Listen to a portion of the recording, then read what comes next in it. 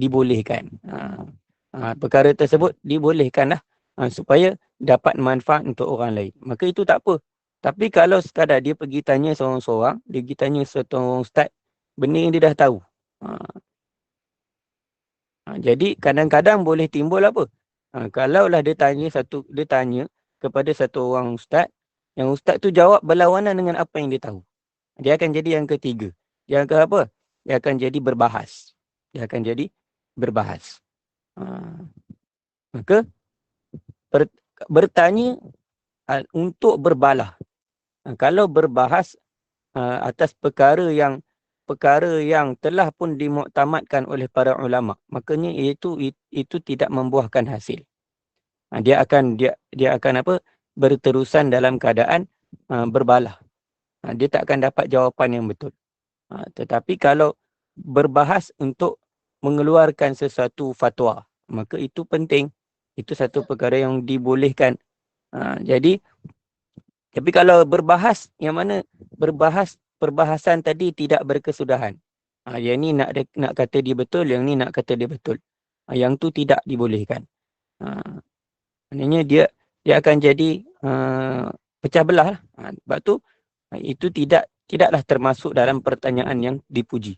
Pertanyaan yang dipuji ialah satunya untuk beramal, satu lagi bukan untuk masuk menunjuk-nunjuk, dan satu lagi bukan untuk maksud berbahas. Maka pertanyaan itu dipuji. Oleh kerana itu ramai di kalangan para sahabat dan tabi'in tidak suka bertanya tentang sebarang peristiwa sebelum ia berlaku. Jadi sahabat dengan tabi'in ni dia tak suka. Maknanya dia kata kalau perkara tersebut belum berlaku, maka mereka takkan tanya. Kadang contohnya benda tersebut terlintas di fikiran, jadi dia pun nak tanya. Sedangkan benda tersebut tak adalah berlaku lagi. Belum lagi berlaku. Tak wujud lagi permasalahan sedemikian. Dan juga kemungkinan untuk wujud permasalahan tersebut tak ada. Kemungkinan untuk wujud permasalahan tersebut tak ada. Maka para sahabat mereka tidak menyukai perkara tersebut. Mereka tak suka kalau ada orang tanya benda-benda yang belum berlaku. Jadi benda yang belum berlaku nanti kita akan sebutkan kenapa tak boleh tanya benda yang belum berlaku. Dan mereka pula tidak menjawab tentangnya apabila ditanya. Bila sahabat-sahabat ataupun para tabi'in ditanya tentang benda-benda yang tak pernah berlaku lagi, dan benda tersebut kata mustahil lah berlaku, maka para sahabat mereka tidak akan jawab tentang ni. Sebab kadang-kadang nak jawab tentang perkara tersebut, orang ni jawab lain, yang ni pun dijawab lain, maka dah akan berlaku perbalahan seperti mana akan datang disebutkan. Sebagaimana beberapa orang tabi'in, yang mana riwayat-riwayat daripada beberapa orang tabi'in yang disebutkan oleh pengarang syarah hadis 40 ini, disebutkan beberapa kata-kata dari orang tabi'in daripada sahabat radhiyallahu anhum ajma'in. Qala Amr bin Murrah kharaja Umar radhiyallahu anhu 'ala an-nasi faqala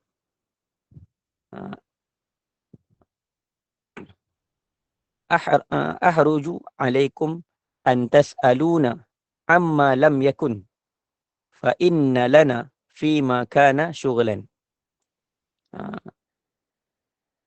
Iaitu Sayyidina Umar radhiyallahu anhu daripada Amr bin Murrah, Al-Amru bin Murrah rahimahullahu ta'ala berkata, Sayyidina Umar radhiyallahu anhu keluar menemui orang ramai, lalu dia berkata, aku tidak suka, yakni aku merasa sempit terhadap kamu. Kata ahruju alaikum, ini aku merasa susah ke atas kamu.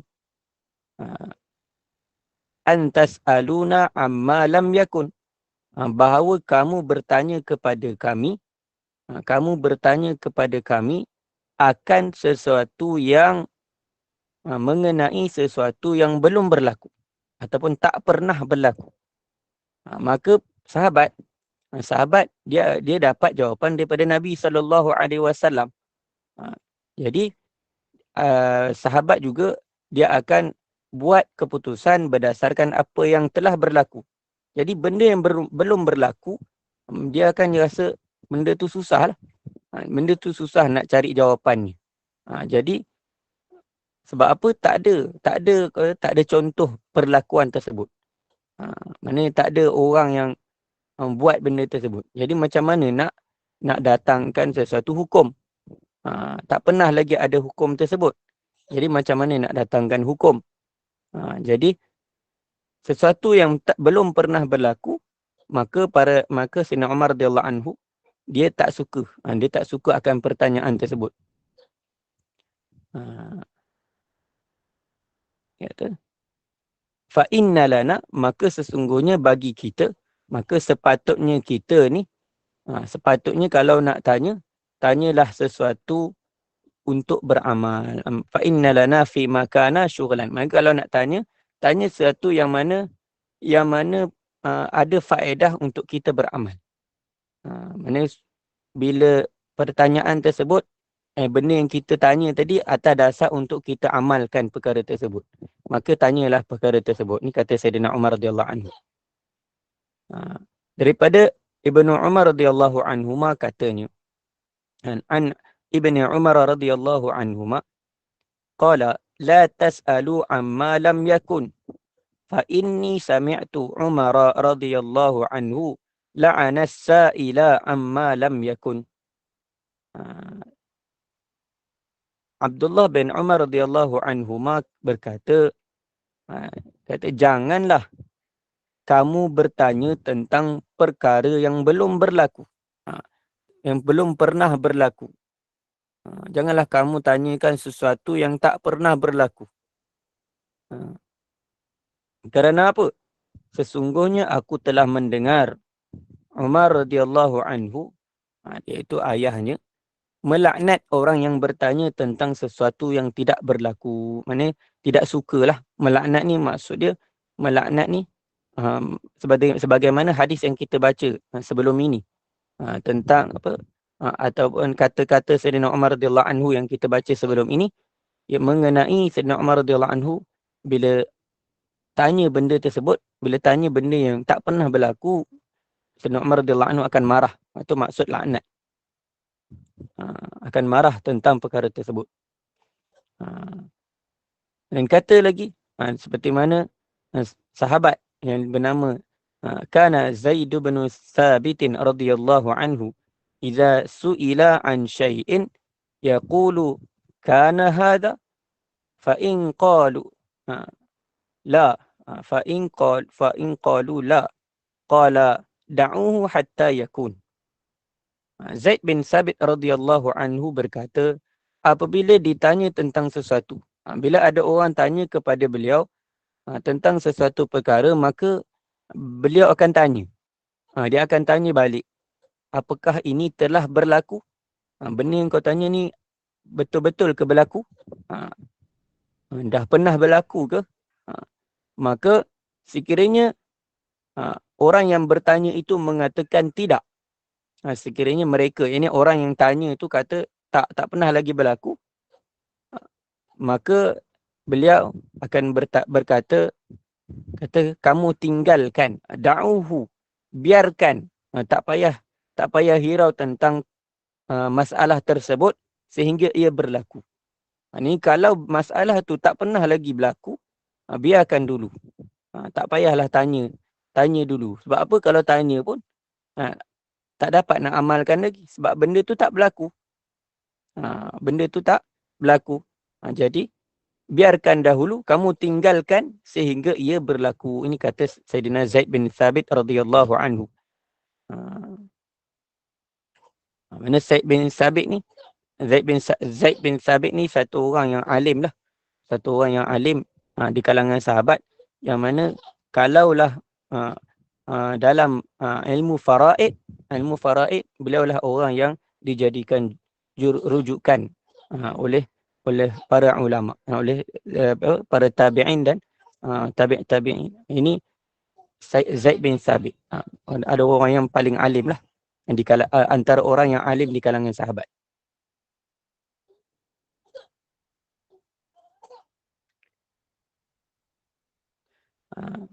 Masruq rahmatullahi alaih telah berkata, qala Masruqun. Ini juga di kalangan tabi'in juga, Masruq. Sa'altu Ubay bin Ka'b radhiyallahu anhu an syai'in. Faqala akana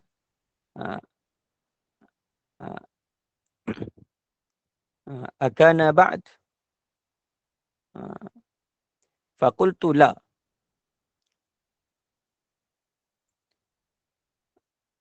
Faqala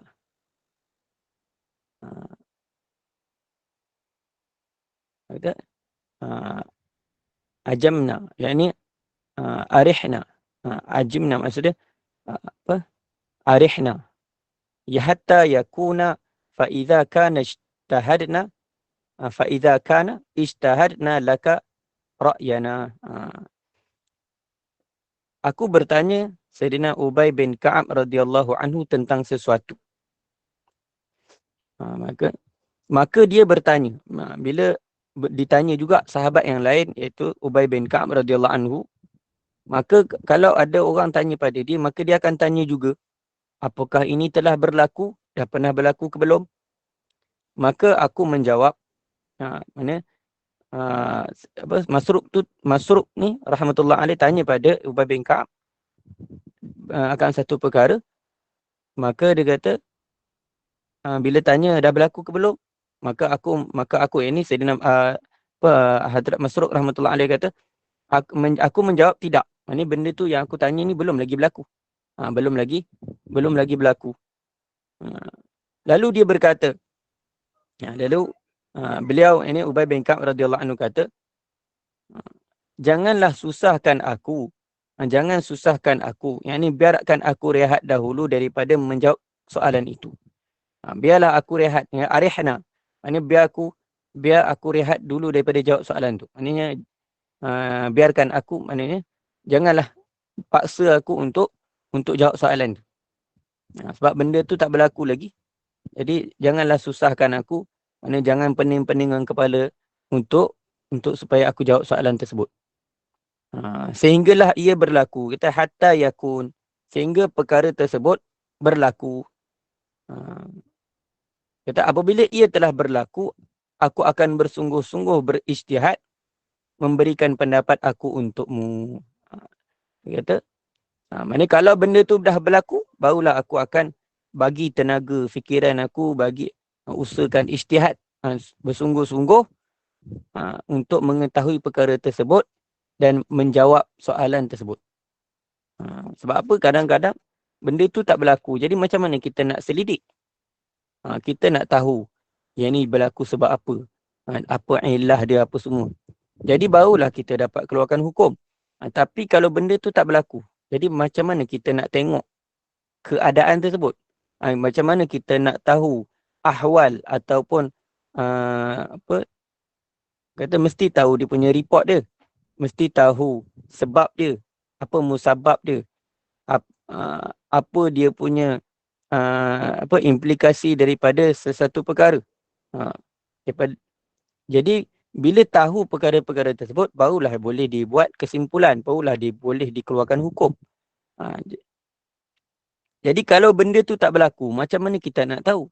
Macam mana kita nak tahu? Kalau buat macam ni, akan berlaku macam ni. Kita tak tahu apa dia punya efek dan sebagainya. Jadi sebab tu sebab tu para sahabat mereka tinggalkan benda-benda tersebut. Maksudnya kalau orang tanya tu, dia akan kata stop dulu. Maksudnya biarkan dulu. Selagi mana dia tak berlaku, jangan susah-susah nak tahu jawapan. Sebab apa? Memang kita tak dapat kita tak boleh nak buat kesimpulan bila mana kita tak tahu keadaan dia. Macam awal-awal dalam bab cryptocurrency kan.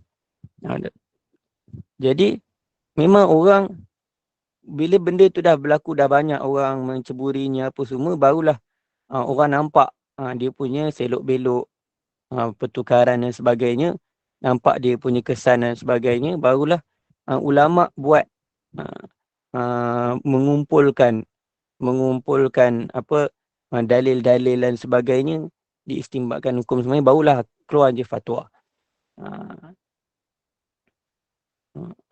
Ada pertanyaan ke?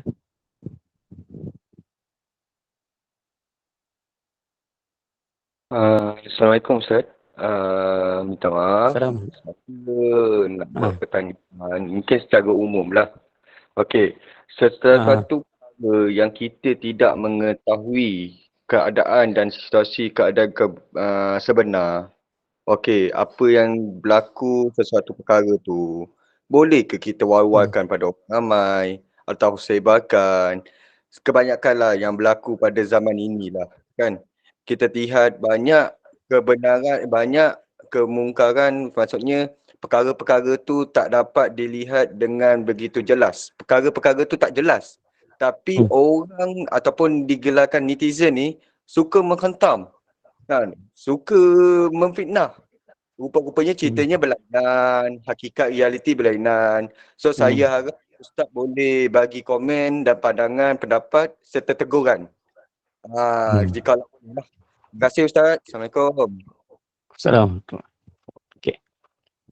Tentang satu perkara yang berlaku, kadang-kadang kita nampak secara zahir dia nampak macam satu perkara yang buruk lah. Tetapi sebenarnya bila berlaku satu perkara, satu masalah yang kita nampak kalau kita contoh berlalu ada berita-berita yang kadang-kadang kita tak tahu situasi sebenar. Jadi kalau kita adalah orang yang nak menyelesaikan masalah, maka kita lah yang perlu bertanya, kan? Sebab apa perkara ni, peristiwa ni berlaku kenapa? Sebab apa? Macam mana punca? Jadi barulah kita boleh buat keputusan, boleh buat hukum. Kalau kita hanya sekadar nampak dengan mata kepala, kita nampak secara zahir, yang mana kita pun tak duduk, kita pun tak berada dalam situasi tersebut, maka kita tak boleh buat conclusion. Kita tak boleh buat kesimpulan, orang ni macam ni, orang ni macam ni. Tak boleh. Maknanya kalau kita tahu perkara tersebut, kalau kita nampak ianya berlalu depan dekat kita punya status dan sebagainya, dekat wall kita dan sebagainya, maka kita sepatutnya, kalau kita ni bukan orang yang nak menyelesaikan masalah, kita berdiam diri lah. Dan tak perlu pun untuk kita sebarkan benda yang tak pasti. Tak perlu.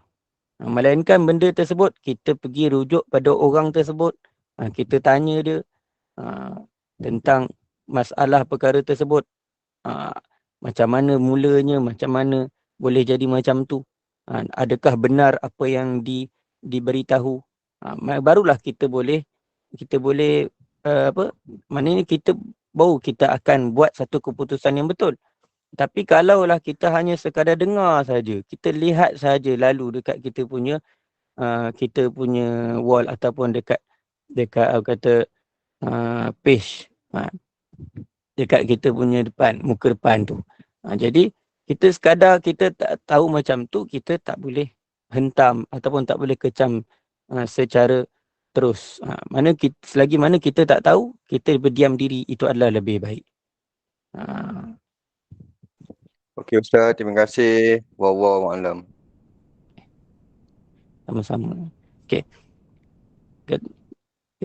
Seorang lagi di kalangan tabi'in kata, waqala asy-Sya'bi rahimahullahu ta'ala, su'ila Ammar radhiyallahu anhu an mas'alatin faqala hal kana hadha ba'd? Qalu la, qala fada'una hatta yakuna, fa idza kana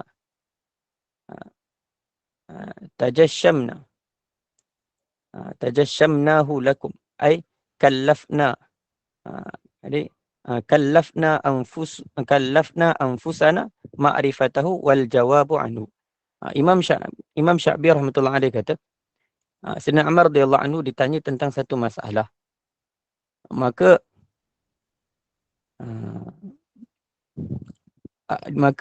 beliau bertanya, apakah ini telah berlaku? Lalu mereka menjawab tidak. Maka Sayyidina Umar radhiyallahu anhu pun terus kata balik, fada'una, maka tinggalkanlah olehmu akan kami. Tinggalkanlah kami, biarkanlah kami tidak menjawab soalan ini. Biarkanlah kami tidak menjawab soalan tersebut sehingga ia berlaku, hatta yakun, sehingga benda perkara tersebut berlaku. Kata, apabila ia telah berlaku, apabila apa yang kamu tanya itu berlaku, maka kami akan berusaha bersungguh-sungguh untuk mengetahui perkara tersebut, untuk mendalami perkara tersebut dan menjawabnya untuk kamu. Ini yang diriwayatkan oleh Imam Sya'bi rahmatullah alaih. Maka ini daripada tabi'in meriwayatkan daripada sahabat tentang perkara-perkara ini yang menunjukkan apa? Menunjukkan janganlah kita bertanya perkara yang belum, tak pernah berlaku. Jangan kita tanya benda yang tak pernah berlaku. Tapi zaman sekarang ni boleh kata banyaklah perkara-perkara yang dah berlaku. Jadi kalau perkara tersebut dah berlaku, contoh berlaku itu pada kita. Berlaku tu pada kita, maka itu lebih wajiblah untuk kita tanya. Kadang-kadang benda tersebut orang lain belum lagi berlaku pada orang lain, tapi berlaku pada kita. Maka kitalah yang patutnya bertanya tentang perkara tersebut. Sebab apa? Sebelum ni tak pernah ada masalah tersebut. Tapi sekarang ada masalah tersebut. Jadi bila dah wujudnya masalah, barulah kita tanya. Dan pertanyaan untuk sesuatu tersebut bukan semua orang kita boleh tanya. Kadang-kadang ada perkara-perkara yang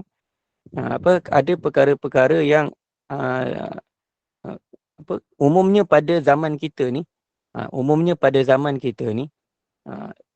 guru-guru dia tidaklah mereka mahir 100% semua ilmu yang terdapat dalam dalam ilmu agama ni. Dia tidaklah mahir 100%. Maknanya ada orang yang mahir dia dalam ilmu fiqh sahaja. Ada orang yang mahir dia dalam ilmu usuluddin sahaja. Ada orang yang mahir dalam ilmu hadis sahaja. Jadi kalau kita nak bertanya tentang fiqh, maka kita tanyalah orang yang mahir. Maknanya kadang-kadang perkara tersebut perkara yang rumit. Kalau kita tanya pada ustaz yang biasa-biasa, contohnya lah. Maknanya kalau ustaz yang biasa-biasa, kadang-kadang kita dapat jawapan tak menepati apa yang sepatutnya. Tapi kalau kita tanya kepada orang yang lebih arif, ataupun orang, contohlah kata orang yang berada dalam organisasi yang memang diputuskan untuk mengeluarkan fatwa, maka itulah lebih layak untuk kita bertanya. Kadang-kadang pertanyaan tu kadang benda itu baru berlaku. Orang lain tak pernah tahu. Jadi kita contoh ada orang yang mahir dalam bab muamalat. Jadi kita tanyalah orang yang mahir dalam bab muamalat kalau perkara tersebut berkaitan dengan muamalat. Kalau perkara tu berkaitan dengan munakahat ataupun berkaitan dengan hukum jinayat, maka kita tanyalah kepada orang yang arif tentang perkara tersebut.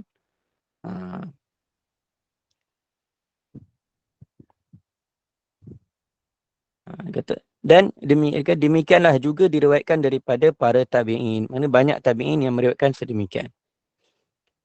Imam Abu Daud rahmatullahi alaih telah meriwayatkan dalam kitab Al-Marasil.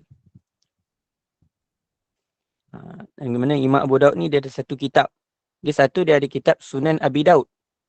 Sunan Abi Daud ni mengumpulkan hadis-hadis berdasarkan turutan kitab fiqh. Turutan kitab fiqh.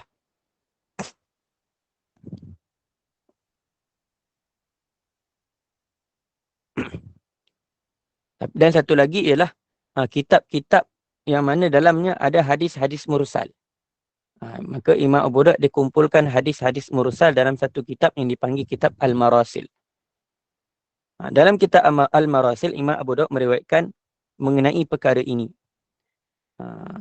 Yaitu dari An Mu'az bin Jabal radhiyallahu anhu qala qala Rasulullah sallallahu alaihi wasallam la ta'jalu bil baliyati qabla nuzuliha fa innakum illam taf'alu lam yanfakkal muslimuna an yakuna minhum man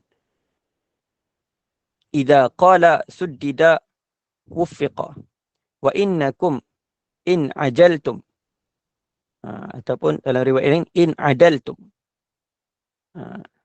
tashattat bikum as-subul ha huna wa ha huna.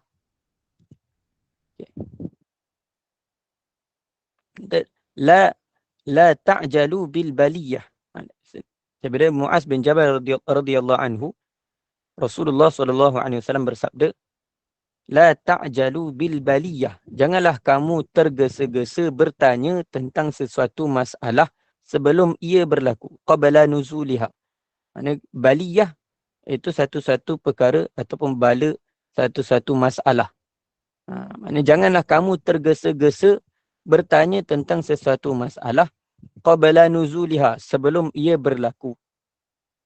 Fa innakum illam taf'alu, kerana sesungguhnya apabila kamu tidak tergesa-gesa bertanya tentang masalah tersebut, lam yanfakkul muslimuna an yakuna minhum. Kata akan ada di kalangan muslimin yang apabila ia berkata, iaitu menjawab soalan tersebut apabila ia berlaku, maka pandangannya tepat dan betul. Maknanya, kata kalau kamu tak tergesa-gesa, biarkan ia berlalu sehinggalah ada orang Islam yang mengalami masalah tersebut dan dan diajukan kepada ulama pada ketika itu, maka pandangannya betul. Bila ia telah pun berlaku, maka ulama akan berusaha untuk mengeluarkan hukum. Maka pada ketika itu pandangan tu akan, maknanya pendapat yang dikeluarkan akan jadi tepat dan betul. Okey. Kata man idza qala suddida wuffiqa. Bila dia akan datangkan pendapat yang tepat dan betul.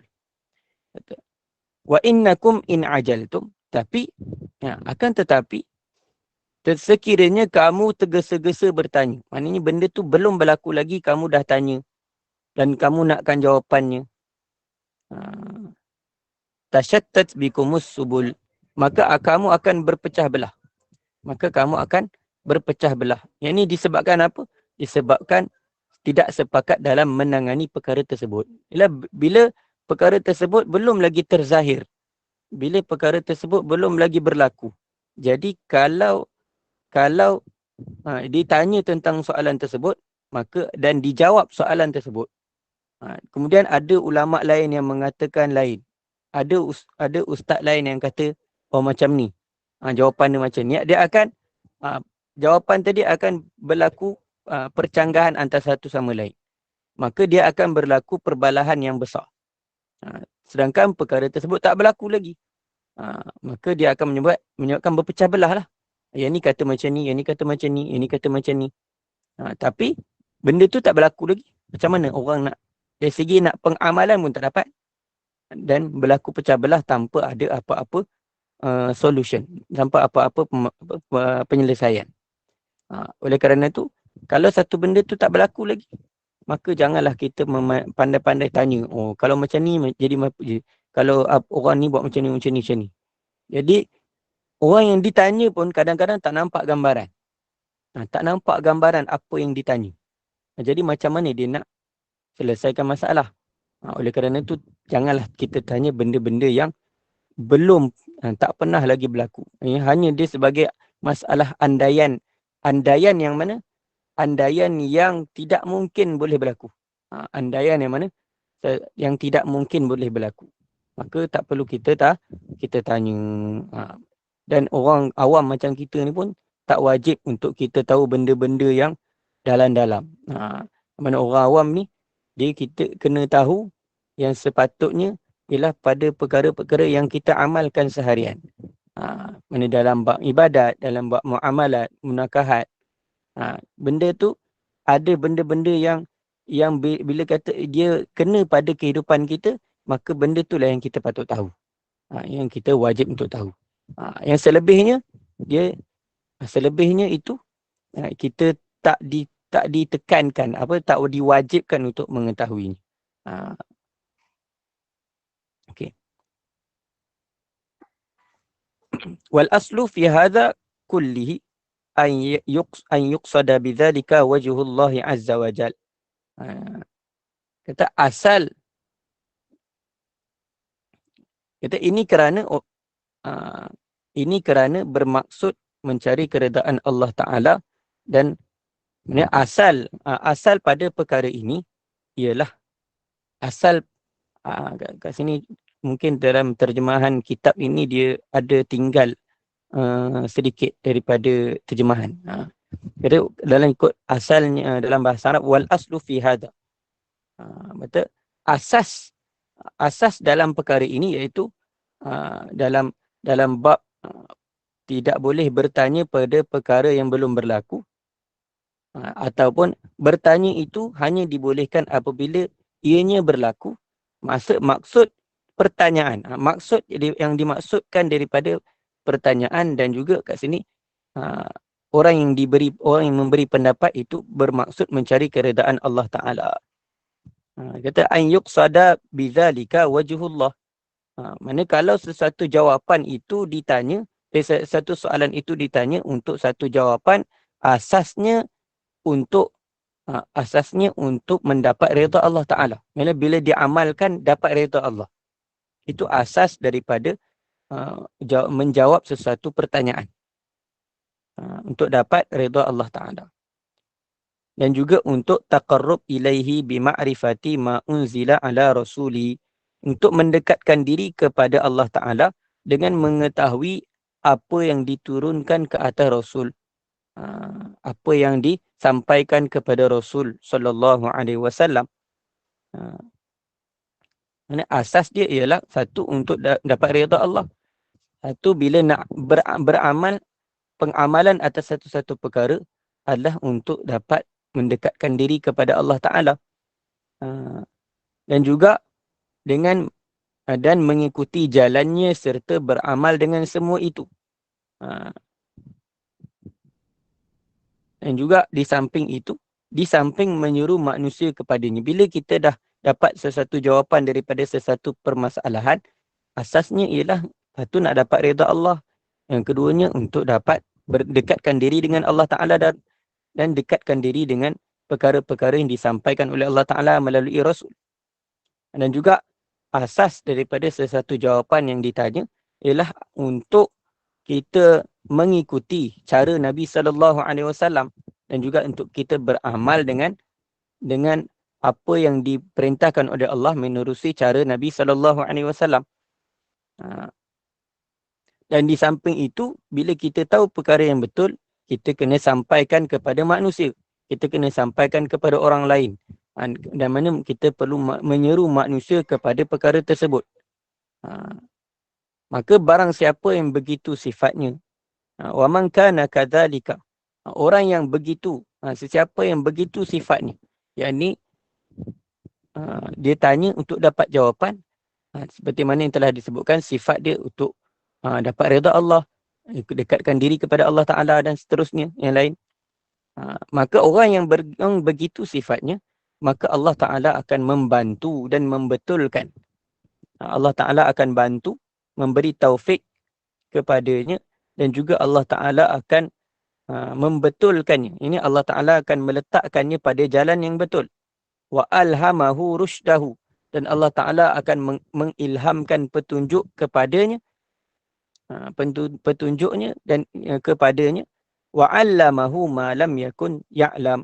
Dan Allah Ta'ala akan ajarkan kepadanya sesuatu yang tidak pernah diketahuinya. Ada satu hadis Nabi SAW, man amila lima alima, warasahullahu ilma ma lam ya'lam. Siapa yang beramal dengan apa yang dia ketahuinya, maka Allah Ta'ala akan memberi kepadanya, akan mengajarkan kepadanya ilmu yang dia belum tahu. Jadi untuk kita Allah Ta'ala supaya Allah Ta'ala tambahkan ilmu kita, yang pentingnya ialah kita kena sentiasa amalkan ilmu. Amalkan ilmu. Bila kita jenis orang yang mengamalkan ilmu yang kita tahu, Allah Ta'ala akan bagi taufik untuk kita belajar ilmu dan untuk kita tambah ilmu. Tapi kalau kita tidak mengamalkan, kita tidak mengamalkan ilmu, sebab tu kadang-kadang kita belajar oleh kerana tidak ada amal, maka kita akan lupa. Dalam lupa, ilmu tak bertambah. Jadi untuk tambah ilmu, syarat dia kita kena amalkan ilmu. Bila kita dah amalkan semua ilmu yang kita belajar, kita tahu, maka Allah Ta'ala akan bagi taufik untuk kita, Allah Ta'ala akan ilhamkan kepada kita dan juga bagi taufik untuk kita mendapat ilmu yang lain. Wallahu Ta'ala a'lam.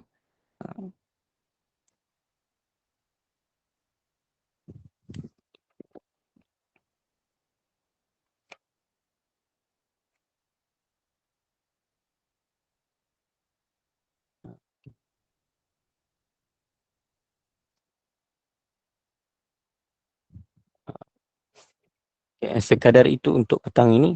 Mudah-mudahan kita mendapat sedikit sebanyak pertambahan ilmu dan juga kita mendapat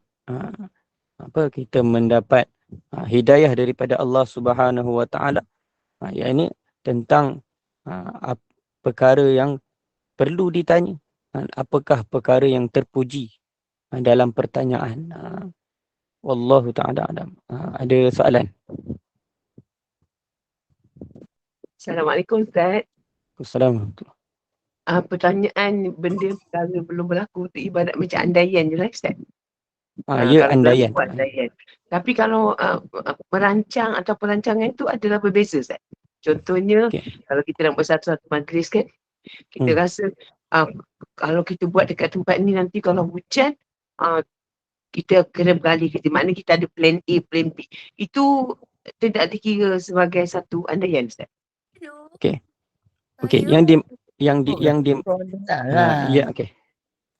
Yang dimaksudkan dengan pertanyaan yang perkara yang belum pernah berlaku tu ialah perkara tu belum lagi berlaku dan perkara tersebut tidak ada kemungkinan untuk berlaku. Tapi kalau perkara tersebut dia ada kemungkinan untuk berlaku, maka boleh untuk kita tanya sebagai persediaan.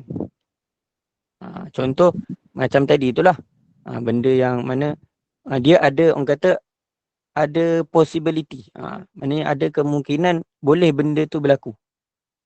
Contoh macam itulah, itu tak termasuklah dalam tu, tak termasuk orang kata dalam benda tu possibility dia boleh berlaku dan benda tu ada juga berlaku pada keadaan yang lain. Benda tu walaupun benda tu tak berlaku pada kita tapi dah pernah berlaku pada orang lain. Jadi boleh untuk kita buat persediaan, maknanya kita ada plan A, plan B tu boleh. Yang ni yang dimaksudkan benda yang belum pernah berlaku, mana zaman dulu permasalahan tu memang tak ada. Benda tu tak ada lagi. Sebelum tu tak pernah ada. Jadi dia andaian benda tersebut yang mana pada setengah-setengah orang benda tu pun tak boleh nak imagine. Jadi yang dan kata kemungkinan, kata possibility dia tak berlaku.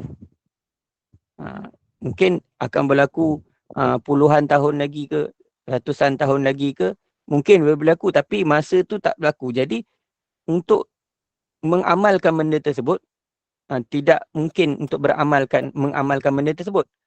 Jadi itu yang dikatakan oleh sahabat yang mana jangan tanya benda yang belum pernah berlaku. Tapi kalau dalam bab contoh kalau kata ni kalau yang plan tu, benda tu biasanya kalau kita punya persediaan tu biasanya perkara tersebut pada keadaan yang lain pernah berlaku. walaupun tak berlaku pada kita kan. Cuma Dia macam satu perancangan ni Ustaz. itu perancangan tak ada masalah. Tak ada masalah ya. Perancangan tak ada masalah. Sebab kita mungkin benda tu kita boleh, orang kata kita boleh imagine benda tu. Benda tu kita boleh imagine dan benda tu ada kemungkinan ataupun possibility untuk berlaku tu ada. Yang tu boleh ditanya. Ini akan datang perbahasan selepas ni, kita cerita tentang juga ada kisah sahabat tentang perkara tersebut. Terima kasih Ustaz. Okay.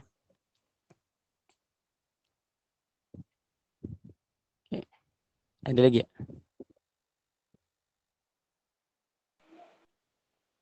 Okey Ustaz, Assalamualaikum. Okey, jika perkara tu dah pernah berlaku, okey, tapi kita ni nak buat perancangan akan datang. Maksudnya perkara yang lama tidak akan berlaku balik kan, berulang kali. So dari situ boleh ke kita merancang terlebih dahulu apa-apa plan? Yang itu bagaimana Ustaz? Yang tu yang saya cakap tadi. Maknanya kalau perkara-perkara yang kita andaikan tu ada kemungkinan boleh berlaku. Kalau ada kemungkinan boleh berlaku, maka dia bukan satu, mengata dia tidak menjadi kesalahan lah kalau kita untuk merancang. Maknanya yang dikatakan pertanyaan tu sebenarnya dia berkisar pada bab hukum lah sebenarnya. Maknanya kalau untuk tanya benda yang belum berlaku tu, jadi macam mana nak buat keluar hukum. Tapi kalau dalam bab perancangan, dia tak ada masalah. Dan kadang benda tu dibuat supaya perkara-perkara tersebut tidak berlaku pada akan datang. Tapi benda tersebut kata dari segi, kita tengok dari segi possibility untuk benda tu berlaku, ada ke tak. Jadi itu yang boleh ditanya. Mana kalau kata yang kata benda tersebut ada possibility untuk berlaku, dan apa solution dia, apa dia punya hukum kalau benda tu berlaku. Yang tu tak apa. Sebagaimana akan datanglah dia perkara tersebut akan datang kisah dia dalam perkara yang ke-13, insya-Allah. InsyaAllah Ustaz, terima kasih. Boleh saya buat kesimpulan sikit Ustaz? Fahaman saya bermakna kita boleh buat perancangan ataupun bertanya benda yang berkemungkinan berlaku dan pernah berlaku Ustaz. Ya. Terima kasih. Assalamualaikum Ustaz.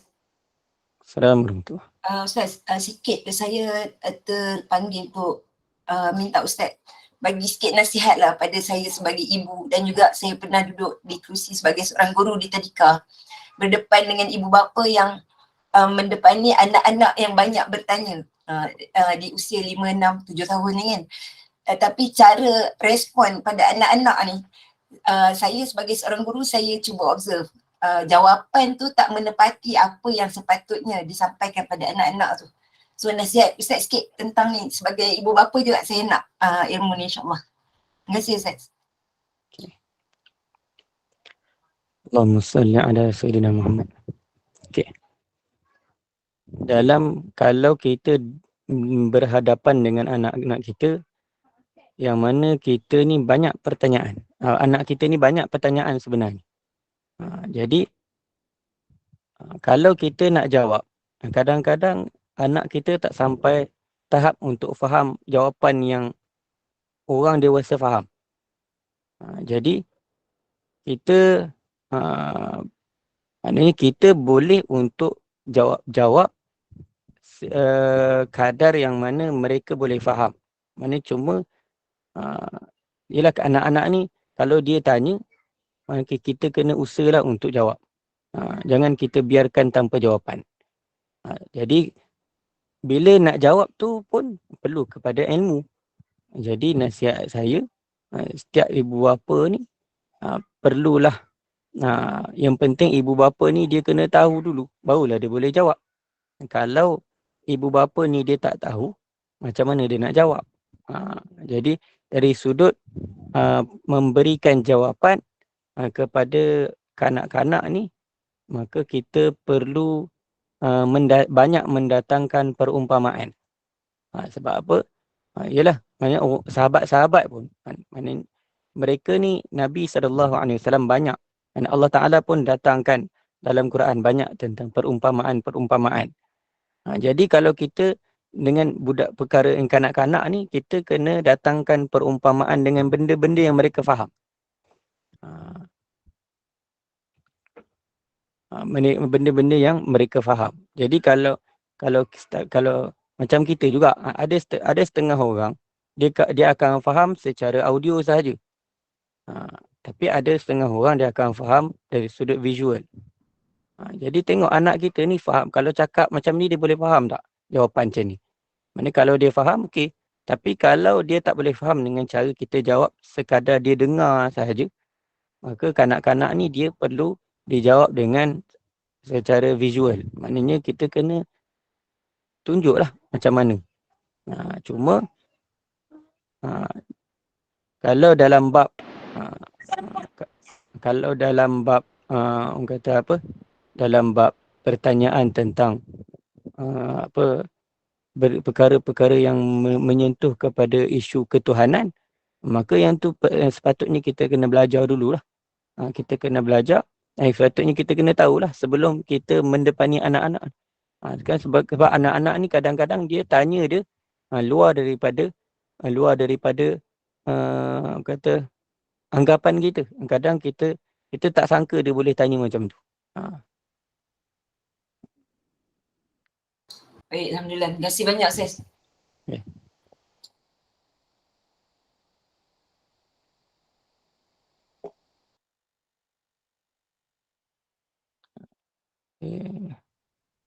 Tak ada soalan dah ke? Kita tutup majlis lah.